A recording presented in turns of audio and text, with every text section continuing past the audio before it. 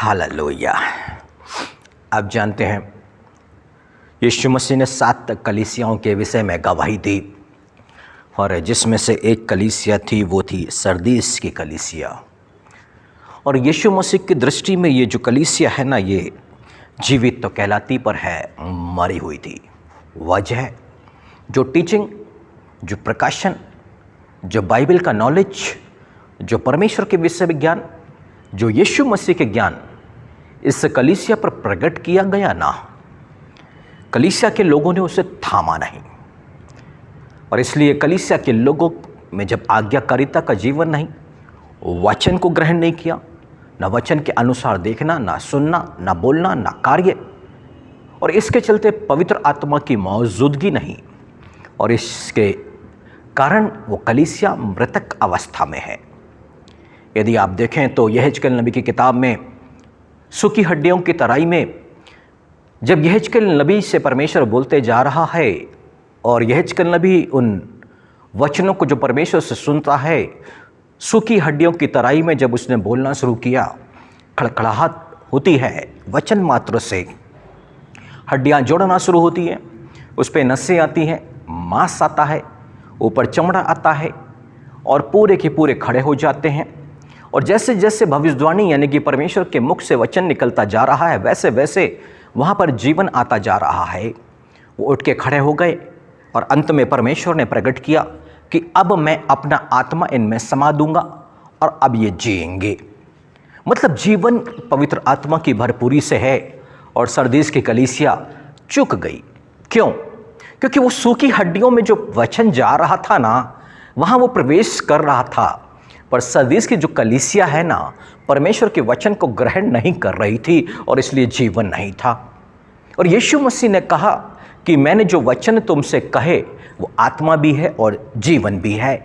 यानी कि परमेश्वर का हर एक वचन, यीशु मसीह का हर एक वचन जो हम मनुष्यों तक पहुंचता है वो जीवन को भी लेके आता है।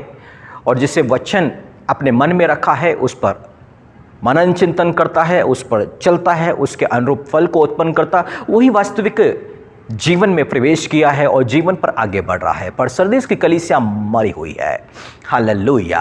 आप सरदीस की कलीसिया के समान न बने। आप ऐसी कलीसिया जहां परमेश्वर का जीवित वचन नहीं, जब पवित्र आत्मा की भरपूरी नहीं, ऐसी तमाम कलीसिया मृतक अवस्था में है। आपको चुनाव करना है एक जीवित कलीसिया का है, जब पवित्र आत्मा की मौजूदगी हो और परमेश्वर का एक जीवित वचन हो जो आपको अनंत जीवन तक लेकर के जाएगा। रीति रिवाज और परंपरा, कथा और कहानियां, ये सब आपको अनंत जीवन में प्रवेश नहीं करा सकती। बस यीशु मसीह की क्रूस की घटना और यीशु मसीह के ऊपर से दिया हुआ वचन ही आपको जीवन दे सकता है। जब सूखी हड्डियों में वचन जान डाल सकता है तो सोचिए आप और आपके परिवार में परमेश्वर का यह वचन क्यों जीवन प्रदान नहीं करेगा।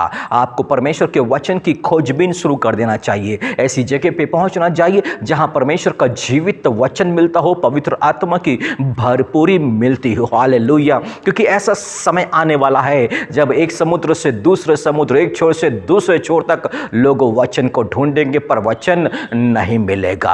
और यही वो समय है मेरे प्रियो, जब सत्य वचन की कमी आ गई है संसार के अंदर में। झूठे प्रचारक उठ खड़े हुए हैं। हालेलुया। सिर्फ और सिर्फ सांसारिक चीजों को प्राप्त करने के लिए प्रचार किया जा रहा है, सांसारिक चीजों को प्राप्त करने के लिए प्रार्थना की जा रही है, उन्हीं के इर्द गिर्द आपको रखा जा रहा है, पर सत्य से आपको दूर करते चले जा रहे हैं और आप भी संसार में खोते चले जा रहे हैं, जीवन निर्वाह की बातों पर खोते चले जा रहे हैं और सत्य से दूर। जागने का समय हो और जागृत हो जाओ मेरे प्रिय भाइयों बहनों। पुकार लो आज यीशु मसीह को जीवन के लिए जो दे सकता है ना, क्योंकि लिखा है मनुष्य रोटी से नहीं जीता, परमेश्वर के मुख से निकलने वाले हर एक शब्द से जीता है। जीवन आपका इंतजार कर रहा है। आप खोज शुरू करें ऐसे चर्च की, ऐसे भविष्यवक्ताओं की, ऐसे पास्टर्स की, और वहां पर जुड़े और जीवन को प्राप्त करें। हालेलुया। आइए मिलकर प्रार्थना करेंगे। मेरे पवित्र पिता परमेश्वर, दया करें, हम सभी पर दया करें प्रभु जी। ओ हालेलुया। जितने वचन के भूखे और प्यासे प्रभु जी, भूखे और प्यासों को तृप्त करने वाले मेरे पवित्र पिता,